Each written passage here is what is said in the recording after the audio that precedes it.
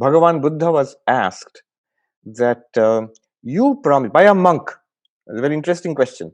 The question is, you promised, oh Bhagavan Buddha, you promised us that we will overcome suffering. Suffering is caused by old age and disease and death, jara, mrityu, the vyadhi. So these are the causes of suffering. But now we are your followers, we are monks. Uh, we find that just like those who are not Buddhists, who are not monks, they are getting old, they are getting diseased, they are dying. We are also getting old, we are also getting diseased, and we are also dying. So, how did we overcome suffering? Well, I call this a consumer complaint that you promised something, but you are not delivering. So, the Buddha's answer is very perceptive. And from that, we understand exactly not just Buddhism, what can Vedanta do for us? What use is it for us, especially in crisis?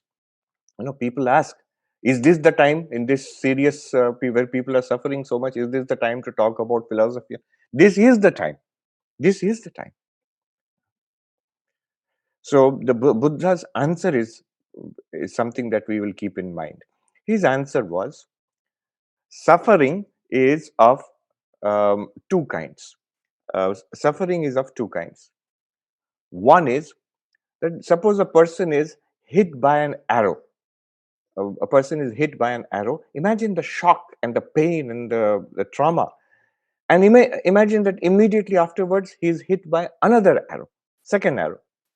Imagine the suffering then.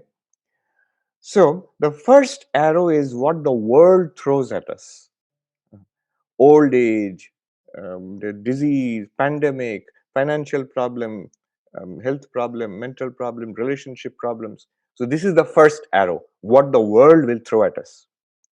The second arrow is our reaction to this suffering. How do we react to it? Notice, in the same circumstance, same old age problems, same disease problems, same financial problems, two persons react in two different ways.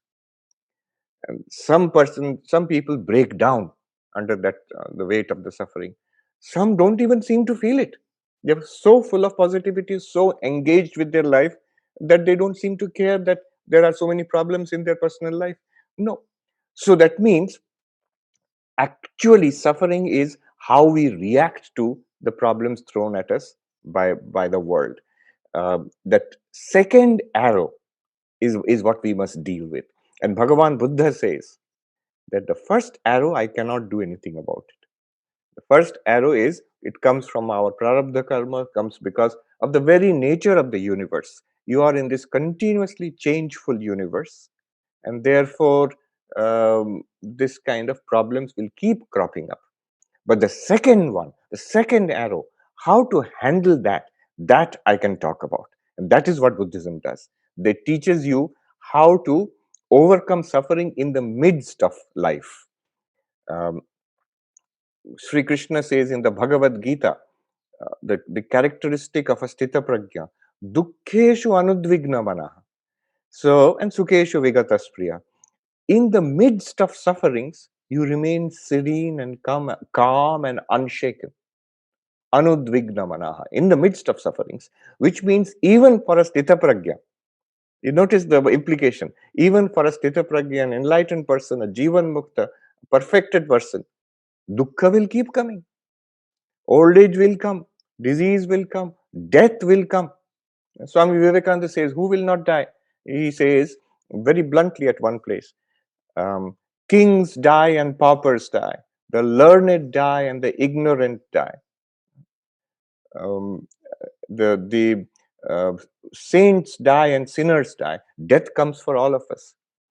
But we must go to such a position where we are not affected, we are not shaken by it, where it is almost like it is nothing to us. Like Krishna says in the very beginning of his teaching to Arjuna in the Bhagavad Gita, just as you change a suit of clothes, O prince, when your clothes are old or soiled, you take them off and you put on another set of clothes. In that casual way, you can treat the death of your own body, that it is really nothing to you. Can we rise to that level? Can we get that kind of clarity, conviction, and centeredness where we can deal with even the greatest and gravest problems of our life with that serenity?